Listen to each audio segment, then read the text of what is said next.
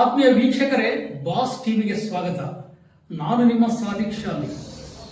ಕಾಯಕದಿಂದ ವಿಶ್ರಾಂತಿ ಪಡೆದ ಕಾಯಕ ಯೋಗಿ ಗೆಜ್ಜಲಘಟ್ಟ ಗ್ರಾಮದ ಸೋಮಶೇಖರ್ ಅವರು 1984-85ರಲ್ಲಿ ಕೆಎಸ್ಆರ್ಟಿಸಿಯಲ್ಲಿ ಮೆಕ್ಯಾನಿಕ್ ಆಗಿ ಲಿಂಗಸೂರು ಬಸ್ ಡಿಪೋದಲ್ಲಿ ಸೇರ್ಪಡೆಯಾಗಿ ಸುದೀರ್ಘ 15 ವರ್ಷಗಳ ಅಭೂತಪೂರ್ವ ಸೇವೆ ಸಲ್ಲಿಸಿ ಎಲ್ಲರ ಪ್ರೀತಿಗೆ ಪಾತ್ರರಾಗಿ ಹಿರಿಯ ಅಧಿಕಾರಿಗಳ ಮೆಚ್ಚುಗೆ ಗಳಿಸಿದರು.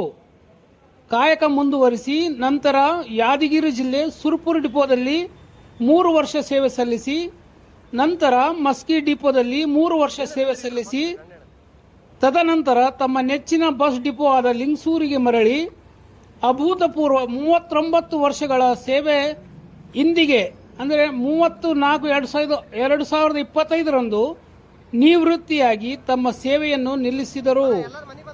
ಅಜಾತಶತ್ರುವಾದ ಸೋಮಶೇಖರ್ ಅವರ ನಿವೃತ್ತಿಯ ಸಂದರ್ಭದಲ್ಲಿ ಬಸ್ ಡಿಪೋದ ಸಮಸ್ತ ಸಿಬ್ಬಂದಿ ಭಾವುಕರಾದರು.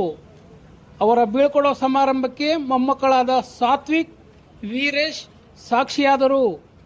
ಒಂದು ಸುಂದರ ಬೀಳ್ಕೊಡೋ ಸಮಾರಂಭದಲ್ಲಿ ಡಿಪೋದ ಚಾರ್ಜ್ಮನ್ ಅಮರೇಗೌಡ, ಸಿಬ್ಬಂದಿ ಮೇಲ್ವಿಚಾರಕರಾದ ಮಹಾದೇವಪ್ಪ ಹಾಗೂ ಅಕೌಂಟೆಂಟ್ ಬಸವರಾಜ್ ಹಾಗೂ ಕುಟುಂಬದ ಸದಸ್ಯರಾದ ಮಗ ಪ್ರಶಾಂತ್ ರೆಡ್ಡಿ, ಮಗಳು ಸೋನಿ, ಅಶ್ವಿನಿ ಹಾಗೂ ಹಿರಿಯ ಪತ್ರಕರ್ತರಾದ ಮಲ್ಲನಗೌಡ ರಾಂಪುರ್, ಪ್ರಭು ಅತನೂರ್, ಜಯಲಕ್ಷ್ಮಿ ಭಾಗವಹಿಸಿದ್ದರು.